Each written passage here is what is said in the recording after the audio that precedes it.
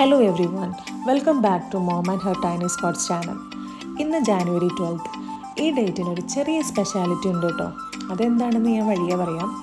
ഇന്നൊരു സൺഡേ ആയതുകൊണ്ട് തന്നെ കുറച്ച് നേരം കിടക്കാമെന്നൊക്കെ കരുതിയതായിരുന്നു. പക്ഷേ കല്ലൂസ് അതിനൊന്നും സമ്മതിച്ചില്ല. അപ്പോൾ പിന്നെ ഞാൻ പതിവ് പോലെ കിച്ചണിലോട്ട് രംഗപ്രവേശനം ചെയ്തു. ഇന്നത്തെ ഞങ്ങളുടെ ബ്രേക്ക്ഫാസ്റ്റ് എന്ന് പറയുന്നത് നൂൽപുട്ടും നല്ല ചൂട് ഇഷ്ടമായിരുന്നു കേട്ടോ. അങ്ങനെ ബ്രേക്ക്ഫാസ്റ്റ് അവിടെ കൊണ്ടുവച്ചപ്പോഴേക്കും ഫസ്റ്റ് അവിടെ ഹാജരായത് കല്ലൂസായിരുന്നു. അവൾ അവളുടെ ചെയറിൽ കയറിയിരുന്ന് പ്ലേറ്റൊക്കെ വെച്ച് സെറ്റായിട്ടിരിക്കുന്നുണ്ടായിരുന്നു. പിന്നെ ഞങ്ങളെല്ലാവരും വീരക്കുട്ടൻ്റെ കത്തിയും കേട്ട് ബ്രേക്ക്ഫാസ്റ്റ് കഴിക്കാൻ തുടങ്ങി. ബ്രേക്ക്ഫാസ്റ്റ് കഴിച്ച് എണീറ്റപ്പോഴേക്കും ടൈം പോയതറിഞ്ഞില്ല. ശരിക്കും ഞങ്ങൾക്ക് ഇന്നൊരു സ്ഥലം വരെ പോകാനുണ്ടായിരുന്നു. എവിടേക്കാണെന്നല്ലേ? ലുലു ഡെയിലി ഫ്രഷിലേക്ക്. അപ്പോൾ അതിന് വേണ്ടിയിട്ട് ഞാൻ ഒരു ചെറിയ മേക്കപ്പൊക്കെ ഇട്ട് ഒന്ന് റെഡിയായി ഓടിയിറങ്ങി. ഇനി എനിക്ക് അടുത്തത് കല്ലൂസിനെ റെഡിയാക്കണം. വീരുക്കുട്ടനെ പിന്നെ ജിത്തോട്ടൻ റെഡിയാക്കിക്കോളും. അങ്ങനെ ഞാൻ കല്ലൂസിനെ റെഡിയാക്കാൻ വേണ്ടി ഓടി വന്നതാണ് നിങ്ങളീ കാണുന്നത്. ഈ ഡ്രസ്സ് ചേഞ്ച് ചെയ്ത് ഇടിക്കുക എന്ന് പറയുന്നത് ഇവിടെ ഒരു യുദ്ധമാണ് കേട്ടോ. അവൾക്ക് ഒട്ടും ഇഷ്ടമല്ലാത്ത പരിപാടിയാണത്. എന്നാലും ഞാൻ അവളെ 2 ഡ്രസ്സ് ഇന്ന് ഇടിയിപ്പിച്ച് ട്രൈ ചെയ്തു. ആദ്യത്തെ ഡ്രസ്സ് ഇടിയിച്ചപ്പോൾ എനിക്കെന്തോ അത്ര ഇഷ്ടമായില്ല. അപ്പം ഞാൻ അത് മാറ്റി വീണ്ടും രണ്ടാമത്തെ ഡ്രസ്സ് ട്രൈ ചെയ്തു. അങ്ങനെ രണ്ടാമത്തെ ഡ്രസ്സിങ്ങിന് ശേഷം അടുത്തത് മേക്കപ്പാണ്. സാധാരണ അവൾ എപ്പോഴെങ്കിലും ഒരു 2-3 മിനിറ്റൊക്കെ ഉറങ്ങുമ്പോഴാണ് ഞാൻ മേക്കപ്പ് ചെയ്യിക്കുന്നത്. ബട്ട് എങ്ങോട്ടെങ്കിലും പോകുമ്പോൾ ഞാൻ ആ കിറ്റ് എടുത്ത് കയ്യിൽ പിടിക്കും കേട്ടോ. എന്നിട്ട് കാറിൽ അവൾ ഉറങ്ങുമ്പോഴൊക്കെയാണ് അവളെ മേക്കപ്പ് ചെയ്യിപ്പിക്കുക. മേക്കപ്പ് എന്ന് പറയുമ്പോൾ നിങ്ങൾ വിചാരിക്കുന്ന അങ്ങനെയൊന്നുമില്ല. ചെറുതായിട്ട് ഒന്ന് ഐബ്രോസ് എഴുതും, ഒരു പൊട്ട് പിടിക്കും, അത്ര തന്നെ. അപ്പോൾ ഇന്ന് അതിനൊന്നും പറ്റില്ല, അവൾ ഉറങ്ങിയിട്ടില്ലല്ലോ. അപ്പോൾ പിന്നെ ഇന്ന് ഇങ്ങനെയാണ് അവളെ ട്രൈ ചെയ്യുന്നത്. അപ്പോൾ ആ യുദ്ധമാണ് അടുത്തതായി നിങ്ങൾ കാണാൻ പോകുന്നത്. അവളൊന്നിനും സമ്മതിച്ചില്ല. ഒരു പൊട്ട് പകുതിയാക്കാനും ഒരു ഐബ്രോ എഴുതാനും മാത്രമേ ഇന്ന് സമ്മതിച്ചുള്ളൂ. എങ്ങനെയുണ്ട്? ഞങ്ങൾ സുന്ദരിയായിട്ടില്ലേ?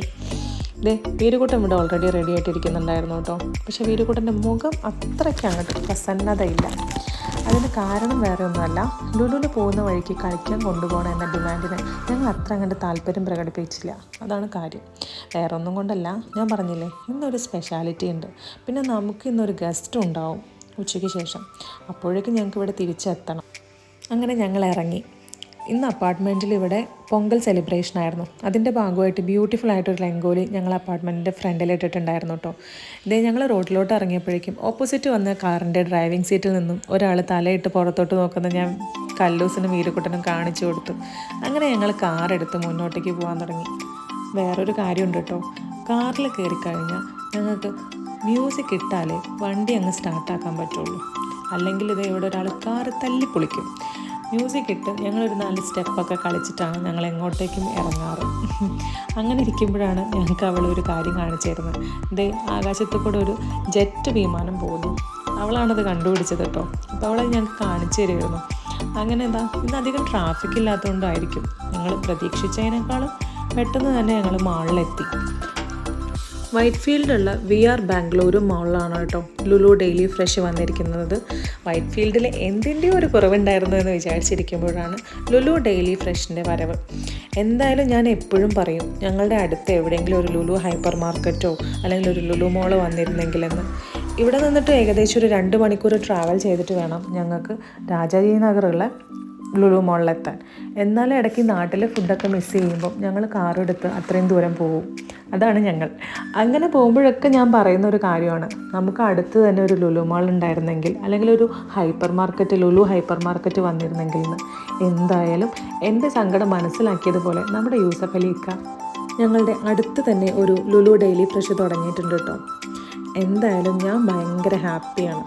ഒന്ന് ഓടിപ്പോയാലും നമുക്ക് നാട്ടിൽ കിട്ടുന്ന എല്ലാ സാധനങ്ങളും ഇവിടെ അവൈലബിളാണ്. ഫ്രൂട്ട്സ്, വെജിറ്റബിൾസ്, ഫുഡ് ഐറ്റംസ് എല്ലാ സാധനങ്ങളും കിട്ടും. ഇപ്പോൾ ലുലുവിൽ ഓഫർ നടക്കുന്നുണ്ടായിരുന്നു കേട്ടോ. January 9th, 10th, 11th and 12th ആയിരുന്നു ഓഫർ. 50% ഓഫർ ഉണ്ടായിരുന്നു. അങ്ങനെ ഞങ്ങൾ ലുലുവിൻ്റെ ഉള്ളിലോട്ട് കയറി. ഇന്ന് ഓഫറിൻ്റെ ലാസ്റ്റ് ദിവസമായിരുന്നു കേട്ടോ. ഈ കാണുന്ന സ്ലബ് ഫാമിൻ്റെ ഡേറ്റ് പൗഡർ ഇല്ലേ, ഒരുപാട് കാലമായിട്ടോ ഞാനിതൊന്ന് ട്രൈ ചെയ്ത് നോക്കണം വിചാരിക്കുന്നു. അങ്ങനെ ഇവിടെ ഇത് കണ്ടപ്പോൾ ഞാനിത് എടുത്തു. കല്ലൂസിനൊന്ന് ട്രൈ ചെയ്ത് നോക്കാമല്ലോ എന്ന് കരുതിയിട്ട്. ട്രൈ ചെയ്തിട്ട് എങ്ങനെയുണ്ടെന്ന് ഞാൻ പറയാം. മാളിലെത്തിക്കഴിഞ്ഞാൽ പിന്നെ ഇങ്ങനെയാണ് രംഗം. കല്ലൂസാണ് ട്രോളി തള്ളിക്കൊണ്ട് നടക്കുന്ന ആൾ. വീരുക്കുട്ടൻ വേറൊരു ട്രോളി എടുത്തു, അവൻ്റെ സാധനങ്ങൾ മാത്രം ഇടാൻ വേണ്ടി.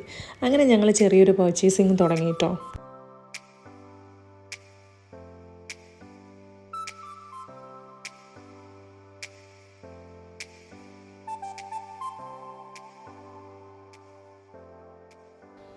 അത്യാവശ്യം ഒരുവിധം സാധനങ്ങൾക്കൊക്കെ നല്ല ഓഫർ ഉണ്ടായിരുന്നു കേട്ടോ ഇത്തവണ.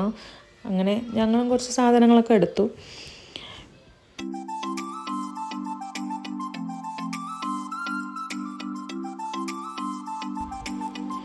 സാധാരണ ഞങ്ങൾക്ക് എവിടെയെങ്കിലും പോയി കഴിഞ്ഞാൽ പർച്ചേസിങ്ങിനൊന്നും പറ്റില്ല. കാരണം ഇവരുടെ രണ്ടുപേരുടെയും പുറകെ ഓടിയിട്ട് തന്നെ ഉള്ള സമയം ഫുൾ അങ്ങനെ അങ്ങ് പോകും. ഇവിടെയും വലിയ മെച്ചമൊന്നും ഉണ്ടായിരുന്നില്ല കേട്ടോ, ഏകദേശം അതേ സിറ്റുവേഷൻ തന്നെ. ആ സെക്ഷൻ കഴിഞ്ഞ ഉടനെ വീരുകുട്ടനും കല്ലൂസും പോയത് ടോയ്സിൻ്റെ സെക്ഷനിലേക്കാണ്. അവിടെ കുറച്ച് നേരം വട്ടം കറങ്ങിയെന്നല്ലാണ്ട് കാര്യമായിട്ടൊന്നും നടക്കില്ല എന്ന് കണ്ടപ്പോൾ വീരുകുട്ടൻ വല്ലാതെ ബലം പിടിക്കാൻ നിന്നില്ല, ഞങ്ങളുടെ പുറകെ തന്നെ പോന്നു. അങ്ങനെ ഞങ്ങൾ അടുത്തത് പോയത് റെഡി ടു ഈറ്റ് സെക്ഷനിലോട്ടാണ് കേട്ടോ. അവിടെ നോക്കുമ്പോൾ ടേസ്റ്റി നിബിൾസിൻ്റെ പുതിയ പ്രൊഡക്ട്സ് ആയിട്ടുള്ള ഒത്തിരി ഐറ്റംസ് കണ്ടു കേട്ടോ. Prawns mango curry, fish mango curry, fish കപ്പ biryani, Kerala fish curry, fish മുളകിട്ടത്, ഫിഷ് മോളി, അങ്ങനെ ഒരുപാട് പ്രൊഡക്ട്സ് ഉണ്ട് കേട്ടോ ടേസ്റ്റി നിബിൾസിൻ്റെ. അപ്പോൾ അത് ജസ്റ്റ് ഹീറ്റ് ആൻഡ് ഈറ്റാണ്. അപ്പോൾ പിന്നെ ഞങ്ങളൊന്ന് ട്രൈ ചെയ്ത് നോക്കാമെന്ന് കരുതി 2 എണ്ണം മേടിച്ചു. അതിൽ എങ്ങനെയുണ്ട് എന്നുള്ളത് ഞാൻ ട്രൈ ചെയ്തതിന് ശേഷം പറയാം. അതിനുശേഷം നമ്മൾ കുറച്ച് വെജിറ്റബിൾസിൻ്റെ സെക്ഷനിലോട്ട് പോയി കുറച്ച് വെജിറ്റബിൾസൊക്കെ പർച്ചേസിങ് ചെയ്തു. ഇത് കണ്ടില്ലേ, നാട്ടിൽ കിട്ടുന്ന എല്ലാ ഐറ്റംസും നല്ല ഫ്രഷായി തന്നെ നമുക്കിവിടെ കിട്ടും. ഇത് കാണുമ്പോൾ തന്നെ എനിക്കൊരു സന്തോഷമാണ് കേട്ടോ.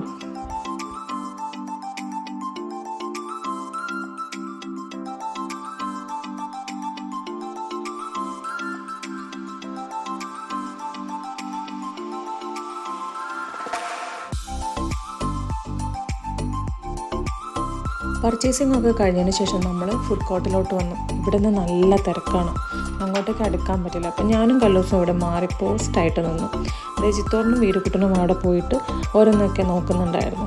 അങ്ങനെ ഒരുപാട് ഐറ്റംസ് ഒന്നുണ്ടായിരുന്നു കേട്ടോ അവിടെ. പാലട, പിന്നെ ഗോബി മഞ്ചൂരിയൻ, ചിക്കൻ ലോലിപോപ്പ് ഉണ്ടായിരുന്നു, ക്രാബ് ഫ്രൈ ഉണ്ടായിരുന്നു, പ്രോൺസ് മസാല ഉണ്ടായിരുന്നു. അങ്ങനെ ഒത്തിരി ഐറ്റംസ് ഉണ്ടായിരുന്നു കേട്ടോ. കാണുമ്പോൾ തന്നെ വായിലൂടെ വെള്ളം ഓടുമായിരുന്നു. അങ്ങനെ ഞങ്ങൾ വാങ്ങിയത് ഒരു 3 മലബാർ ചിക്കൻ ബിരിയാണി ആയിരുന്നു കേട്ടോ. അധികം നേരം അവിടെ സ്പെൻഡ് ചെയ്യാനുള്ള ഒരു ടൈം ഞങ്ങൾക്ക് ഉണ്ടായിരുന്നില്ല. അതുകൊണ്ട് ഞങ്ങൾ പെട്ടെന്ന് തന്നെ മലബാർ ചിക്കൻ ബിരിയാണി മേടിച്ചിട്ട് പെട്ടെന്ന് തന്നെ സ്ഥലം വിടാമെന്ന് കരുതി.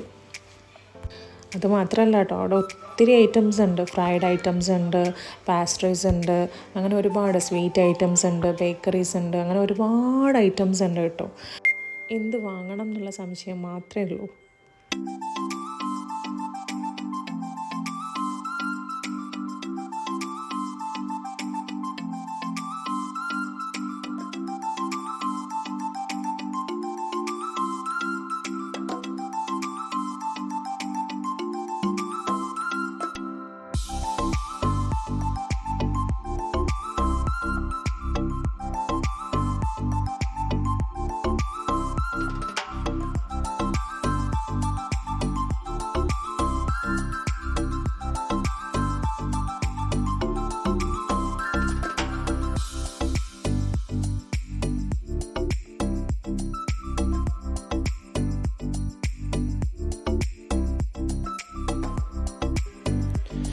അങ്ങനെ ആ കേക്കുകളുടെ കൂട്ടത്തിൽ നിന്നും ഞങ്ങളൊരു കേക്ക് എടുത്തു. എന്തിനാണെന്നല്ലേ, അത് ഞാൻ വഴിയെ പറയാം കേട്ടോ. അങ്ങനെ ഒരുവിധം പർച്ചേസിംഗ് ഒക്കെ കഴിഞ്ഞ് നമ്മൾ ബില്ലിംഗ് സെക്ഷനിൽ ബില്ലാക്കി നമ്മൾ മാളിൽ നിന്ന് ഇറങ്ങി കേട്ടോ. പിന്നെ നമ്മൾ തിരിച്ച് ഫ്ലാറ്റിലോട്ട് പോവാണ് കേട്ടോ. എല്ലാവരും ഭയങ്കര ടയേർഡായിരുന്നു, നല്ല വിശപ്പുമുണ്ട്. ഞങ്ങൾ അവിടെ നിന്ന് കഴിക്കാൻ നിന്നില്ല, ഞങ്ങൾ വീട്ടിലോട്ട് പെട്ടെന്ന് എത്തേണ്ട ഒരു ആവശ്യം ഉണ്ടായിരുന്നു. അപ്പോൾ അതുകൊണ്ട് ഞങ്ങൾ പെട്ടെന്ന് തന്നെ അവിടെ നിന്ന് വണ്ടി എടുത്ത് വിട്ടു. അങ്ങനെ ഞങ്ങളിതാ ഫ്ലാറ്റിലോട്ട് എത്തി. നമ്മൾ കാർ പാർക്കിങ്ങിലോട്ട് കയറി കേട്ടോ. അങ്ങനെ കാറൊക്കെ പാർക്ക് ചെയ്തതിന് ശേഷം ഫ്ലാറ്റിലെത്തിയതേ മലബാർ ചിക്കൻ ബിരിയാണി ഓപ്പൺ ചെയ്ത് കഴിച്ചു. ഞാൻ രാവിലെ പോകുമ്പോൾ പറഞ്ഞിരുന്നില്ലേ ഇന്നിവിടെ പൊങ്കൽ സെലിബ്രേഷൻ ഉണ്ടെന്ന്. അപ്പോൾ അതിൻ്റെ ഭാഗമായിട്ട് ഇവിടെ രംഗോലി കോമ്പറ്റീഷൻ നടക്കുന്നുണ്ടായിരുന്നു. അപ്പോൾ ഞാനൊന്ന് ജസ്റ്റ് പോയി നോക്കിയപ്പോൾ കോമ്പറ്റീഷൻ സ്റ്റാർട്ടായിട്ടുണ്ട്. അപ്പോൾ എല്ലാവരും രംഗോലി തുടങ്ങിയിട്ടേ ഉള്ളൂ ഇട്ടിട്ട്. അപ്പം ഞാൻ ജസ്റ്റ് അതൊക്കെ ഒന്ന് കണ്ട്, അത് കഴിഞ്ഞപ്പം അതിൻ്റെ സൈഡായിട്ട് കുറച്ച് ചെറിയ ചെറിയ ബിസിനസ്സുകളൊക്കെ ഓൾറെഡി സ്റ്റാർട്ട് ചെയ്തിട്ടുള്ള കുറച്ച് ലേഡീസ് ഉണ്ട് കേട്ടോ ഇവിടെ. അവരുടെ ചെറിയ ബിസിനസ്സൊക്കെ അവർ എക്സിബിഷൻ പോലെ നടത്തുന്നുണ്ടായിരുന്നു. ഈ ജ്വല്ലറി ഓർണമെൻറ്റ്സ്, പിന്നെ അതേപോലെ ചെറിയ ചെറിയ ബൊട്ടീക്സ് പോലത്തെ ഡ്രസ്സുകൾ, അങ്ങനത്തെ കാര്യങ്ങളൊക്കെ ഉണ്ടായിരുന്നു കേട്ടോ. ഇവിടെ ഫ്ലാറ്റിൻ്റെ ഉള്ളിൽ തന്നെ ഒത്തിരി ലേഡീസ് അങ്ങനത്തെ ഇൻഡിപെൻഡൻ്റ് ആയിട്ടുള്ള ബിസിനസ്സുകളൊക്കെ ചെയ്യുന്നുണ്ട് കേട്ടോ. ഒരുപാട് ബിസിനസ്സുകൾ ചെയ്യുന്നവരുണ്ട് കേട്ടോ. അപ്പോൾ ഇങ്ങനത്തെ എന്തെങ്കിലും ഫംഗ്ഷൻ വരുന്ന സമയത്ത് അവരതൊക്കെ എക്സിബിറ്റ് ചെയ്യും. അപ്പോൾ അവർക്ക് ഇവിടുന്ന് ഒത്തിരി എന്താ പറയുക, കസ്റ്റമേഴ്സിനൊക്കെ കിട്ടുമല്ലോ. അങ്ങനെ വെറൈറ്റി ആയിട്ടുള്ള ഒരുപാട് കാര്യങ്ങൾ ഇതിൻ്റെ ഉള്ളിൽ തന്നെ നടക്കുന്നുണ്ട് കേട്ടോ. അങ്ങനെ നല്ല ബ്യൂട്ടിഫുൾ ആയിട്ടുള്ള ഒത്തിരി രംഗോലീസൊക്കെ കണ്ടു. ഇതിൻ്റെ ഫിനിഷിംഗ് സ്റ്റേജ് കാണണം എന്നുണ്ടെങ്കിൽ നമുക്ക് കുറച്ച് കഴിഞ്ഞിട്ട് രാത്രി ഒന്നുകൂടി വരണം. അപ്പോൾ ഇതിൻ്റെ ഫിനിഷിംഗ് സ്റ്റേജ് കാണാൻ പറ്റും.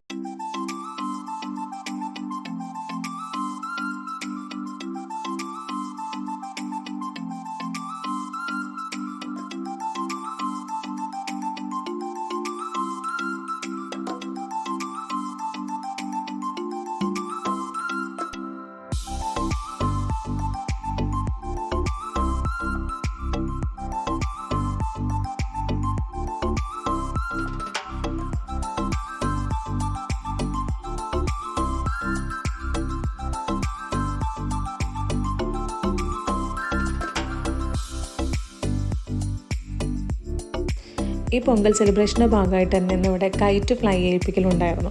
അപ്പോൾ നമുക്ക് ഓൾറെഡി ഗ്രൂപ്പിലൊക്കെ മെസ്സേജ് വന്നിരുന്നു കേട്ടോ, കുട്ടികളെ താഴേക്ക് പറഞ്ഞയക്കാൻ വേണ്ടിയിട്ട് കൈറ്റ്സൊക്കെ ഇവിടെ റെഡിയാണ് പറഞ്ഞിട്ട്.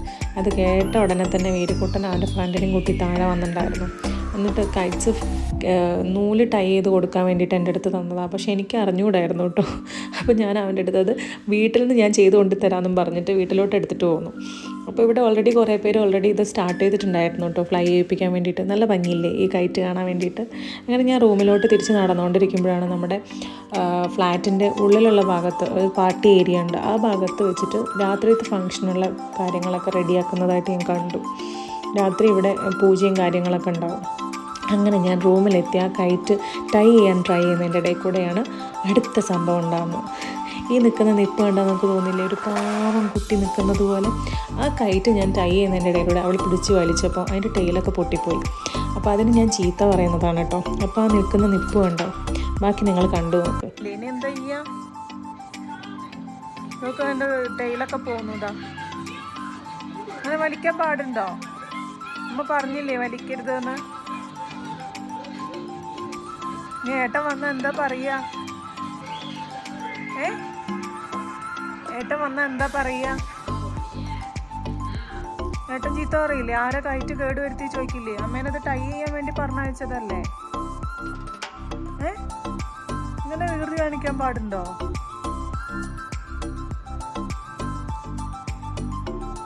പാടുണ്ടോ? ഏട്ടൻ കരയില്ലേ കയറ്റ് കേടുവെന്ന് പറഞ്ഞിട്ട്? ആള് കരയുന്നുള്ള മട്ടായപ്പോൾ ജിത്തോട്ടം പതുക്കെ വന്നിട്ട് ആ സീനൊന്നങ്ങ് മാറ്റിയിട്ടോ. ഞാൻ പിന്നെ വെറുതെ ഒന്ന് ഞെട്ടിച്ചതാണ്. അവൾ നിൽക്കുന്ന നിപ്പ് കണ്ടപ്പോൾ നല്ല രസം തോന്നി. അപ്പോൾ ചുമ്മാ ഒന്ന് ഭീഷണിപ്പെടുത്തി നോക്കിയതാണ്. ഇന്ന് രാവിലെ ഞാൻ പറഞ്ഞില്ലേ ഇന്നത്തെ ദിവസത്തിന് ചെറിയ സ്പെഷ്യാലിറ്റി ഉണ്ടെന്ന്. ഇനി അതാണ് ഞാൻ പറയാൻ പോകുന്നത്. ഇന്ന് എൻ്റെ ബർത്ത്ഡേ ആയിരുന്നു കേട്ടോ.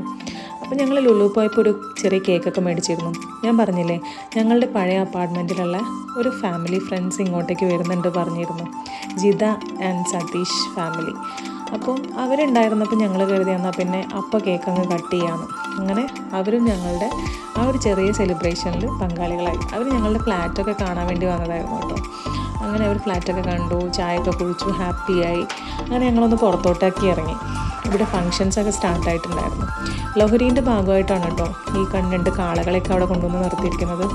ഫയർ അവർ സ്റ്റാർട്ട് ചെയ്തിട്ടില്ല, കുറച്ച് കഴിഞ്ഞിട്ടേ അവർ ഫയർ കൊടുക്കാൻ തുടങ്ങുള്ളൂ. അപ്പം ഞങ്ങൾ അവരെയും കൂട്ടി ചുമ്മാ ഫ്ലാറ്റൊക്കെ ഒന്ന് ഔട്ട്സൈഡൊക്കെ ഒന്ന് കാണിച്ചു കൊടുക്കാൻ വേണ്ടിയിട്ട് ഇറങ്ങി.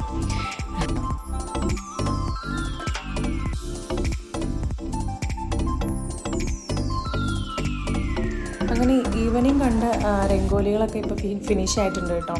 നല്ല ഭംഗിയായിട്ടുണ്ടായിരുന്നു. ഈ കോമ്പറ്റീഷൻ്റെ റിസൾട്ട് ഓൾറെഡി അനൗൺസ് ചെയ്തിട്ടുണ്ടായിരുന്നു കേട്ടോ. അപ്പോൾ നമ്മളിതെല്ലാം ഒന്ന് ചുറ്റിക്കണ്ടതിന് ശേഷം നമ്മളെ ഫ്രണ്ട്സിനെ യാത്രയാക്കി തിരിച്ചു വരുമ്പോഴാണ് അവിടെ ഫയർ സ്റ്റാർട്ട് ചെയ്തത് കണ്ടത്. ഇതിന് നമ്മൾ ബോൺ ഫയർ എന്നാണ് പറയുക കേട്ടോ. ഇത് ബോഗി സെലിബ്രേഷൻ്റെ ഭാഗമായിട്ടുള്ള ഒരു ആചാരമാണ്.